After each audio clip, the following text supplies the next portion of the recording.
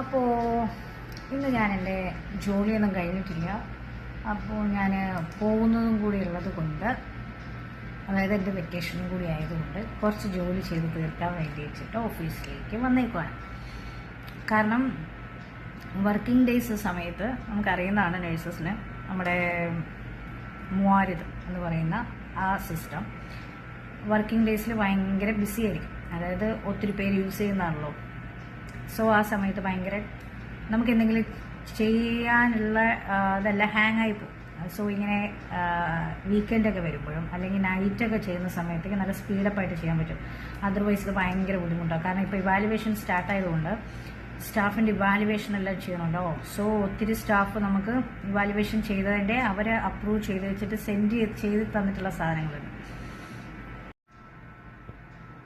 ചില സമയത്തുണ്ടല്ലോ ഇങ്ങനെ പീസ്ഫുള്ളായിട്ടിരുന്ന് ജോലി ചെയ്യാൻ ഭയങ്കര രസമാണ്. നിങ്ങൾക്ക് ആർക്കെങ്കിലും ഇങ്ങനെയൊക്കെ അതായത് ഓഫീസിൽ ഒത്തിരി പേരൊന്നും ഇല്ലാണ്ട് പീസ്ഫുള്ളായിട്ടിരുന്ന് ജോലി ചെയ്യാൻ ഇഷ്ടമുള്ളവരുണ്ടോ?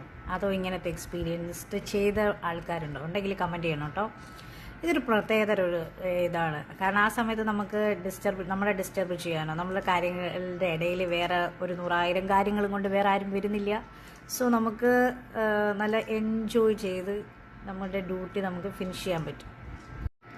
എന്നെ സംബന്ധിച്ചാണെങ്കിൽ നമ്മുടെ ഗേൾസിന്, പെണ്ണുങ്ങൾക്ക് ഒരു ജോലി അത്യാവശ്യം തന്നെയാണ്. ആ ജോലിയിൽ കിട്ടുന്ന ഒരു സുഖം അത് വേറെ തന്നെയാണ് കേട്ടോ. അപ്പോൾ ഒരു കുഞ്ഞു ജോലിയായിരുന്നാലും അത് നമ്മൾ എൻജോയ് ചെയ്ത് നല്ല സന്തോഷത്തോടെ ചെയ്യാൻ വേണ്ടിയിട്ട് ശ്രമിക്കുക. പഠിക്കാവുന്നിടത്തോളം നിങ്ങൾക്ക് കിട്ടുന്ന അവസരങ്ങൾ പഠിക്കുക. അതിന് ഇപ്പോൾ എവിടെയെങ്കിലും വെച്ചൊരു സ്റ്റക്ക് വന്നിട്ടുണ്ടായിരുന്നാലും അത് ബേസ്ഡ് അല്ലാത്ത ജോലിയാണെങ്കിൽ പോലും ഇപ്പോൾ നമുക്കൊരു ജോലി ചെയ്യാൻ താല്പര്യമുള്ള ആൾക്കാരാണെങ്കിൽ ഇപ്പം കമ്പ്യൂട്ടറൈസ്ഡ് ആയിട്ട് തന്നെ കുറേ കാര്യങ്ങൾ കുറേ സ്ഥലത്ത് വേക്കൻസി ഒക്കെ ഉണ്ട്. അപ്പോൾ നമ്മൾ സാലറി ഒന്നും നോക്കണ്ട. പക്ഷെ അത് ആ ഒരു ജോലിയിലുള്ള ആ ഒരു ഇത് തന്നെയല്ലേ, അത് തന്നെ നമ്മുടെ മൊത്തം ഒരു ചേഞ്ചസ് വരുന്നു നമ്മുടെ ലൈഫിൽ.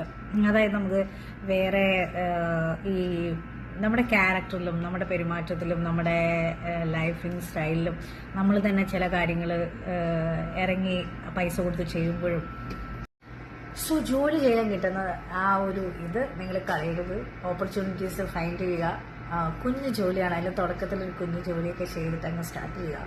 പിന്നെ എന്ത് ജോലിയാണെങ്കിലും അത് സന്തോഷപൂർവ്വം സന്തോഷിച്ച് ചെയ്യുക. നമ്മൾ ഇങ്ങനെ ചിന്തിക്കുക, നമ്മളിപ്പം ഇങ്ങനെ ഒരു ജോലി കിട്ടാത്ത കുറേ ആൾക്കാരുണ്ട് അല്ലേ.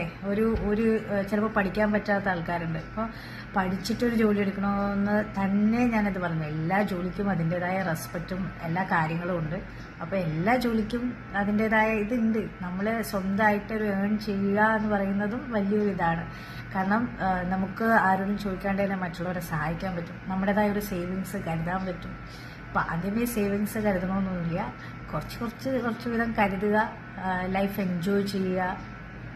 അപ്പോൾ ഇതൊരു ചുമ്മാ ഞാനിങ്ങനെ ഇവിടെ വന്ന് ഇരുന്നപ്പോഴത്തേക്കും എനിക്കൊരു കുഞ്ഞു ഇത് പറഞ്ഞ് എന്തെങ്കിലും സംസാരിച്ചാലോ എന്ന് തോന്നി. അതുകൊണ്ട് മാത്രം എടുത്താൽ കേട്ടോ. ബൈ.